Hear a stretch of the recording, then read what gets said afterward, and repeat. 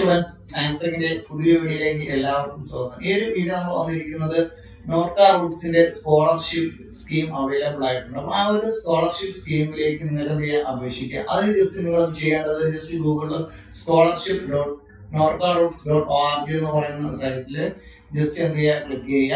Just അതിനുശേഷം നിങ്ങൾ registration കൊടുത്ത് നിങ്ങൾ ഡീറ്റെയിൽസ് കൊടുത്ത് ഫോൺ നമ്പർ ഇമെയിൽ കൊടുത്ത് ലോഗിൻ ചെയ്യുക. അപ്പോൾ ഇത് ആർക്കൊക്കെയാണ് അപേക്ഷിക്കാമെന്ന് ചോദിച്ചാൽ ഗൾഫിൽ മിനിമം 2 വർഷമെങ്കിലും ജോലി ചെയ്തിട്ടുള്ള പ്രവാസികളുടെ മക്കൾക്കും ഗൾഫിൽ ജോലി ചെയ്യുന്ന പ്രവാസികളുടെ മക്കൾക്കും ഒരു കുടുംബത്തിൽ 2 പേർക്ക് ഈ ഒരു സ്കോളർഷിപ്പിന് അപേക്ഷിക്കാനായിട്ട് പറ്റും. മാത്രവുമല്ല ഈ ഒരു സ്കോളർഷിപ്പിന് 15,000 രൂപയാണ് നിങ്ങൾക്ക് സ്കോളർഷിപ്പ് കിട്ടുമ്പോൾ കിട്ടുന്നത് എമൗണ്ട് ആയിട്ട്. അതോടൊപ്പം തന്നെ നിങ്ങൾ മനസ്സിലാക്കേണ്ട വേറൊരു കാര്യം, ഇതിന്റെ മിനിമം മാർക്ക് എന്ന് പറയുന്നത് 60% സ്കൂൾ കുട്ടികൾക്കല്ല, PG കോഴ്സും അതോടൊപ്പം തന്നെ പ്രൊഫഷണൽ കോഴ്സുകൾക്ക് പഠിക്കുന്ന വിദ്യാർത്ഥികൾക്കാണ്.